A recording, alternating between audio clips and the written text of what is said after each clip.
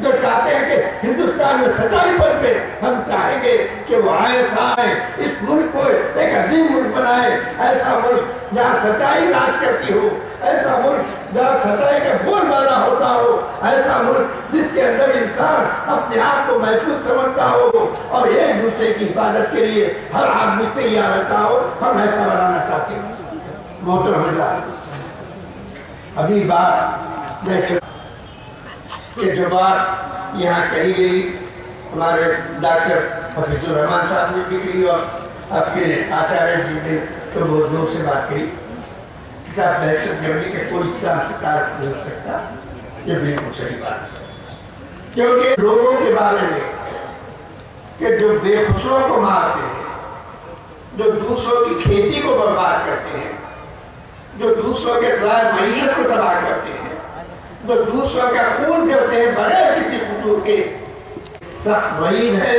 اور اگر اسلامی حکومت ہے تو اس کے پر ان کے اوپر سخت جو ہے سزائیں نافذ کرنے کی ذمہ داری ہے، اور یہ ہے کہ صاحب ایسے تمام عناصر کو ختم کیا جائے، کیونکہ اسلام اس بات کی اجازت نہیں دیتا۔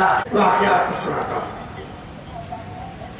حضرت اسامہ بن زید رضی اللہ تعالیٰ عنہ اور حضرت اسامہ کو رسول اکرم صلی اللہ علیہ وسلم اپنے بیٹے کی طرح چاہتے تھے، کیونکہ آپ کے آزاد کے دوران کے وہ سائنسدان تھے، ان کو بہت چاہتے تھے رسول اکرم۔ اور حضرت اسامہ کو ایک جو ہے فوجی مہم میں بھیجا آپ کے قبیلے جوہنیہ کے ایک جو ہے طبقے کے خلاف، اور وہاں دعوے کی لڑائی ہوئی، لڑائی میں کئی صحابہ بھی جو ہے شہید ہوئے، اور ایک جو ہے اپنے اس طبقے کا ایک آدمی تلوار لے کر کے ان کی طرف پڑا، لیکن ان کے اور ایک انصاری کے گھیرے میں آ گیا، اسامہ بن زید کی، اور حضرت اسامہ بن زید نے ان کے ہاتھ میں نیزہ تھا، نیزہ توڑ کے مارا اور اس کے سینے کے آپ کا نیزہ کیا۔ رسول اکرم صلی اللہ علیہ وسلم کے واقعے کی خبر، رسول اکرم صلی اللہ علیہ وسلم نے حضرت اسامہ کو بلا کر کے پوچھا کہ کیا ایسا ہوا ہے؟ انہوں نے کہا کہ حاصلہ ہوا ہے۔ کہا کہ تم نے اس کے کلمہ طیبہ پڑھنے کے بعد مجھ کو اپنے بھالا مارا؟ کہا کہ یا رسول اللہ، وہ تو ہمارے ہتھیار کے ڈر سے، موت کے خوف سے جو ہے اپنے وہ کلمہ پڑھ رہا تھا۔ رسول اکرم صلی اللہ علیہ وسلم بہت غصہ ہوئے اور کہا کہ اسامہ تم کیا کرو گے جب تمہارے سامنے؟ رسول اکرم صلی اللہ علیہ وسلم بار بار اس لفظ کو دہراتے تھے، اور میرا دل میں یہ حال ہوتی تھی کہ کاش میں اس سے پہلے مسلمان نہ ہوا ہوتا، اس کے بعد مسلمان ہوتا۔ یہ رشتہ تھا حضرت خالد بن ولید، اور یہ میں بات کر رہا ہوں امن کی حالت کے نہیں، یہ جنگ کی کیفیت کی بات کر رہا ہوں۔ حضرت خالد بن ولید ایک مہم پر تشریف لے جاتے، ان کے گھوڑے کی چپیٹ میں کچھ بچے آ گئے، اور ظاہر جو بچے آئے اس پہ کچھ زخمی ہوئے، کچھ مر بھی ہے۔ رسول اکرم صلی اللہ علیہ وسلم کو اطلاع ملی، رسول اکرم صلی اللہ علیہ وسلم بلایا اور پوچھا۔ حضرت خالد نے ظاہر کوئی اس زمانے میں کوئی جھوٹ تو نہیں بولتا جاتا، صحابی کے تو جھوٹ بولنے کا کوئی سوال نہیں، انہوں نے کہا کہ یا رسول اللہ ایسا ہوا ہے، لیکن وہ مشرکوں کے بچے تھے، بچے گھوڑے کی چپیٹ میں ضرور آئے ہیں لیکن وہ مشرکوں کے بچے تھے۔ رسول اکرم صلی اللہ علیہ وسلم نے کہا کہ مشرکین کے بچوں کی بھی جان لینے کا کوئی حق تم کو نہیں، مشرکوں کے بچوں کے جان لینے کا بھی کوئی حق نہیں پہنچتا۔ حضرت خالد بن ولید کو بھول میں سے رسول اکرم صلی اللہ علیہ وسلم جاتا، یہ ہے اسلام، یہ ہے دین۔ آج ہم اپنے اعمال سے دین کی چھوی آج کے اندر بے شک ہمارے بہت سے مسائل ہم غور کرتے ہیں تو ہماری زندگی کے اندر بجز جو ہے اپنے نالے کے، بجز فریاد کے کوئی چیز نظر نہیں آتی، شکایت، شکوہ، فریاد، یہی چیز ہماری زندگی میں نظر آتی، اس میں کوئی شک۔ لیکن ہم کو اپنے آپ پر غور کرنا چاہیے، ہم کو اپنی زندگیوں کا جائزہ لینا چاہیے، ہم کو اس بات پر بھی جو ہے غور کرنا چاہیے کہ اس سرزمین ہند پر ہم کس حیثیت میں اٹھے۔ جب شناخت کو بنانے کا سوال آتا ہے، ہماری کیا شناخت ہے، ہماری آئیڈینٹی کیا ہے؟ کیا ٹوپی ہماری آئیڈینٹی ہے؟ کیا شیروانی ہماری آئیڈینٹی ہے؟ کیا اردو زبان ہماری آئیڈینٹی ہے؟ کیا کرتا پائجامہ ہماری آئیڈینٹی ہے؟ کیا ہے آئیڈینٹی؟ شناخت کیا ہے؟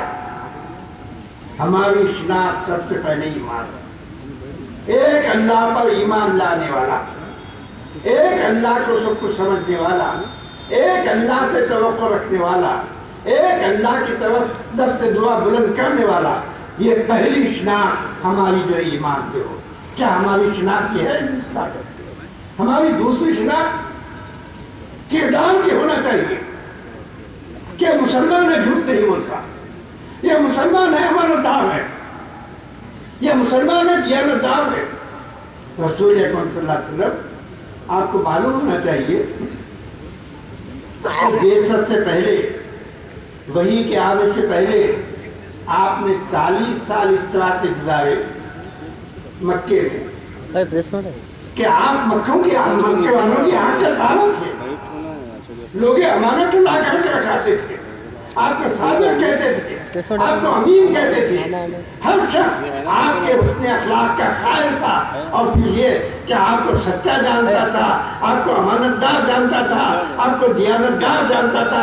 یہ شناخت بن چکی تھی رسول اکرم صلی اللہ علیہ وسلم کی کہ بعثت سے پہلے اور بعثت کے بعد بھی یہ شناخت اس طرح سے قائم رہی۔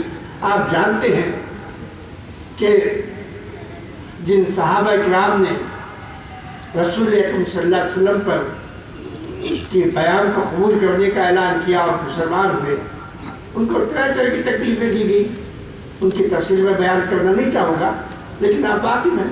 اور رسول اکرم صلی اللہ علیہ وسلم کو تکلیفیں دی گئی، 3 سال تک سوشل بائیکاٹ، 3 سال تک سوشل بائیکاٹ، 1 دن 2 دن نہیں، 1 ہفتہ 2 ہفتے نہیں، 1 مہینہ 2 مہینے نہیں، 3 سال تک سوشل بائیکاٹ۔ نہ کوئی کھانے کی چیز بیچنے کے لیے تیار، نہ کوئی پینے کا چیز دینے کے لیے تیار، نہ کوئی بات کرنے کے لیے آمادہ، نہ کوئی سلام کرنے کے لیے تیار۔ وہ ماحول، اس ماحول میں طائف آپ تشریف لے گئے۔ طائف میں بھی جو کچھ ہوا وہ بھی آپ واقف ہیں کہ طائف کے جو اپنے وہاں کی جو آواز تھے، انہوں نے اتنے پتھر برسائے رسول اکرم صلی اللہ علیہ وسلم پر کہ آپ کے پیٹ سے جو خون نکلا وہ ہوتے ہوئے تلووں میں آ کر کے اس طرح سے جم گیا کہ آپ کی چپل تلوے مبارک سے پڑ گیا۔ اب اس حالت میں دیکھیے کہ آپ ہجرت کا اللہ تعالیٰ نے اجازت دی، اور اللہ تعالیٰ نے جب آپ کو ہجرت کا حکم دیا تو آپ نے ہجرت فرمائی، اور جس رات آپ ہجرت فرمائی آپ کے دن میں حضرت علی کرم اللہ وجہ کو بلایا اور بلا کر کے بتایا کہ دیکھو یہ امانت اس سردار کی ہے، یہ امانت ایک دوسرے سردار کی ہے، یہ امانت فلاں سردار کی ہے، تم میرے بستر پہ لیٹ جانا، میں رات میں گھر سے باہر نکل کے چلے جاؤں گا مدینہ، اور تم یہ امانتیں واپس کر کے جو ہے مدینہ آئے۔ بولیے کیا کردار تھا کہ دشمنی کے باوجود لوگ امانتیں لا کے رکھاتے تھے۔ وہاں بینک تو نہیں تھا کوئی کہ سب پیسہ لے جا کے بینک میں رکھاتے، اور پھر جو ہے مکے والے تجارتی سفروں پہ جاتے تھے، لمبے تجارتی سفر ہوتے تھے، وہ اپنے گھر کی پونجی کیا کرے، تو جہاں کہ وہ رسول اکرم صلی اللہ علیہ وسلم یا ایسے امانت دار لوگوں کے پاس رکھاتے تھے، تو وہ اپنے دشمنی کے باوجود، ساری چیزوں کے باوجود آپ کا جو کردار تھا، آپ کو جو اخلاق کم تھا۔ آج ہے کیا؟ آپ بولیے کہ صاحب اگر کوئی دوسرا بھائی رشوت لیتا ہے تو کیا دفتر میں کام کرنے والا مسلمان رشوت نہیں لیتا؟ بولا کیا شناخت ہے؟ کوئی شناخت نہیں۔ آپ جو بولتے ہیں کہ صاحب ہماری الگ پہچان ہے، کیا الگ پہچان ہے؟ دوسرے بھی رشوت لیتے ہیں، آپ بھی رشوت لیتے ہیں، دوسرا بھی جھوٹ بولتا ہے، آپ بھی جھوٹ بولتے ہیں، دوسرا بھی امانت میں خیانت کرتا ہے، آپ بھی امانت میں خیانت کرتے ہیں، دوسرا بھی کام کر رہے ہیں، آپ بھی کام کر رہے ہیں۔ شناخت بنائیے ایمان کی بنیاد پہ، شناخت بنائیے کردار کی بنیاد پہ، شناخت بنائیے اخلاق کی بنیاد پہ۔ آپ طے کر لیں کہ ہم مسلمانوں کی شناخت قائم کریں گے ایمان کی بنیاد پر، کردار کی بنیاد پر، اخلاق کی بنیاد پر۔ ہوگا یہ کہ ایک آدمی بازار میں آئے گا، بازار میں پہلے معلوم کرے گا کہ میں مسلمان کی دکان کا ہے بتاؤں، کیونکہ مسلمان مال صحیح دے گا، دام صحیح لے گا، اپنے ناپ تول میں کوئی فرق نہیں کرے گا، اس کی دکان ہم کو بتائی جائے۔ آج ہے ایسی بات، دفتر میں جائے گا پوچھے گا کہ کیا کہیں گے مسلم آفیسر ہے، کیونکہ مسلم آفیسر میرا کام صحیح ہے، میرا مطالبہ صحیح ہے، میری کمپلینٹ صحیح ہے، بغیر مجھ سے ایک پیسہ بھی شرط لیے کہ وہ کام کر دے گا، ایسی ہے شناخت آپ کی۔ سوچیے ہم دعویٰ تو کرتے ہیں مسلمانی کا، لیکن ہماری زندگی کے اندر اسلام کہاں تک ہے، اسلام کہاں تک ہے، اس بات کی ضرورت ہے۔ تو اس ملک میں آپ کو اٹھنا پڑے گا، ایک سچا مسلمان بن کر کے، ایک ایسا مسلمان بن کر کے جو کردار، اس کا کردار مضبوط ہے۔ علاقوں میں جائیے، کتنے مسلمان ہیں جو پیسہ لے کے جھوٹی گواہی دیتے؟ بولیے، یہ مسلمان اپنے کردار کو، اپنے اخلاق کو بنائیے، اور آپ اس حیثیت میں اٹھیں گے تو آپ خود محسوس کریں گے کہ جو آج اب ہر طرف اپنی فضا میں فریاد، نالا، شکوے، شکایت محسوس کر رہے ہیں، وہ کیفیت نہیں ہوگی۔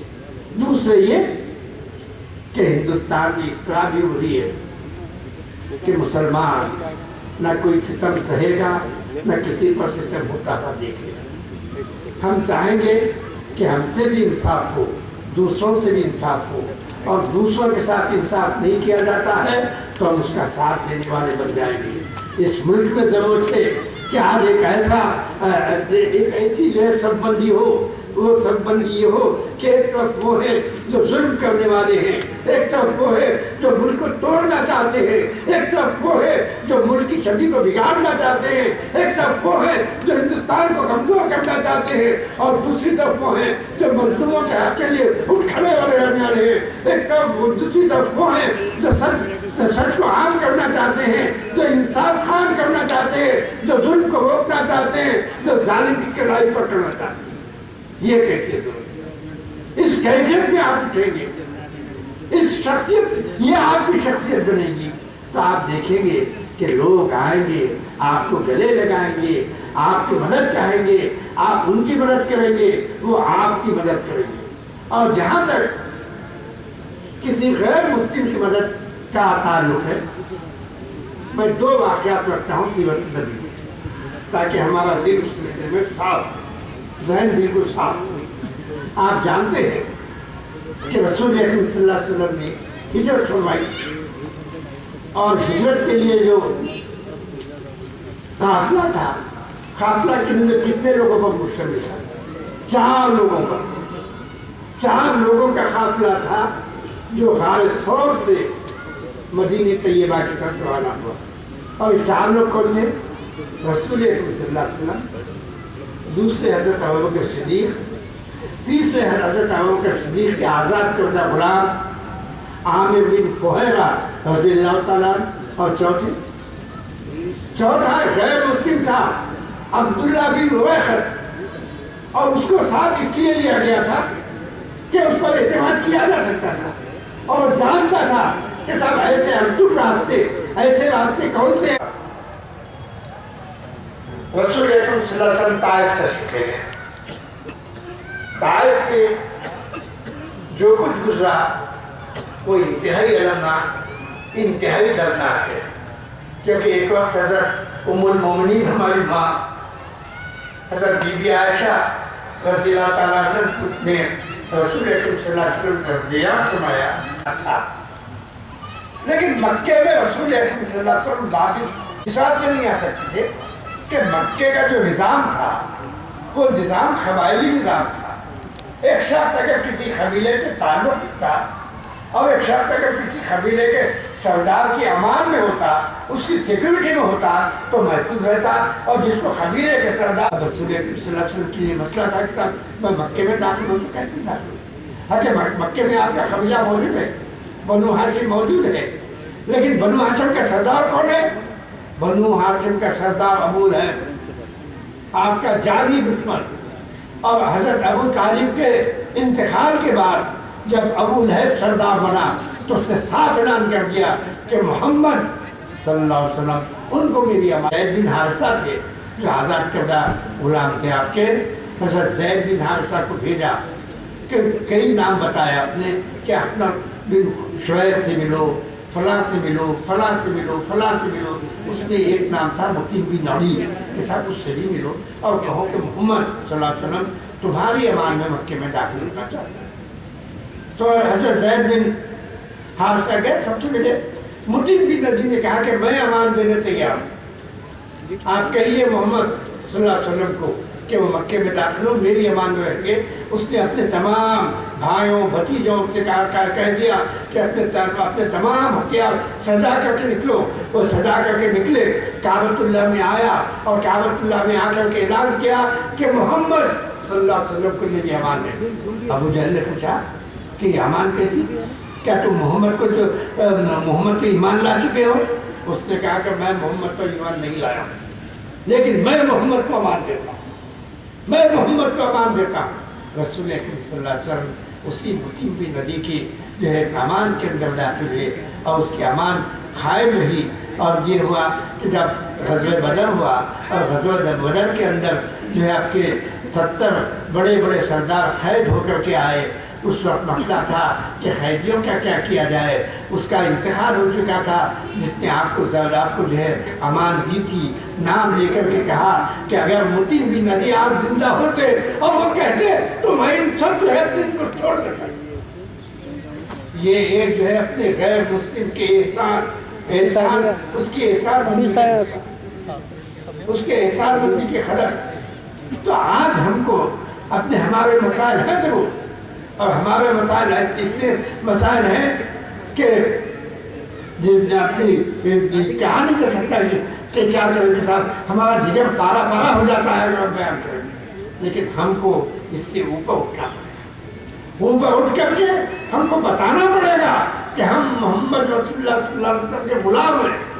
उनकी गुलामी की निस्बत अपने किरदार में, अपने अखलाक में, अपने रवैये में, अपनी पॉलिसी में, अपनी तमाम चीज़ों में रसूल सल्लल्लाहु अलैहि वसल्लम की गुलामी ज़ाहिर होना चाहिए कि हम अपने प्यारे रसूल के गुलाम हैं, उसके गुलाम हैं जो रहमतुल आलमीन हैं, उसके गुलाम हैं जो खातिमुन नबीन है, उसके गुलाम हैं जो बशीर है, उसके गुलाम हैं जो नज़ीर है, उसके गुलाम हैं जो इंसानों को खुदा से जोड़ने के लिए आया था। और हम इसे जोड़ने का काम यहाँ इस दुनिया में करें। इस हैसियत में हमको हिंदुस्तान में उभरना पड़ेगा, इस हैसियत में उभरना जरूरी है। और फिर ये कि इस बात को भी ज़हन में रखें। एक और बात पर कहते हुए आपसे अपनी गुफ्तगू खत्म करूंगा। वो बात ये है कि हम इदारों से, पार्टियों से, बीएसपी से, आरएसएस से, फलां से जो तकलीफें पहुंचती हैं उनका तस्करा तो करते हैं और तस्करा करना कोई बेजा नहीं है। लेकिन जहाँ तक शरीयत इस्लामी का मामला है, शरीयत इस्लामी के मामले में वो घाव किसी गैर मुस्लिम ने नहीं लगाया। वो घाव तो हमारे अपने लोगों ने लगाए, हमारे अपने लोगों के लगाए हुए। वो लोग जो मुसलमान होने का ऐलान करते थे, वो लोग जो इस्लाम से वाबस्तगी का दावा करते थे, लेकिन जिनके दिल के अंदर इस्लाम उतरा नहीं, इस्लाम से वाबस्तगी जिनके दिल में पैदा नहीं। मसलन आपके इस वक्त 2 अदालतों के, सुप्रीम कोर्ट के 2 फैसले हैं, जिन फैसलों के नतीजे में एक अजीब सी सूरत हाल पैदा हो गई है। एक मर्द और एक औरत है जो शरीयत के लिहाज से शौहर और बीवी नहीं है, लेकिन जो अदालत के कानून के लिहाज से शौहर और बीवी ये अदा होगी और नमाज अदा की जाएगी। वुज़ू का इंतजाम किया गया है। उससे पहले एक दुआराना जरूर समाप्त करवाइए।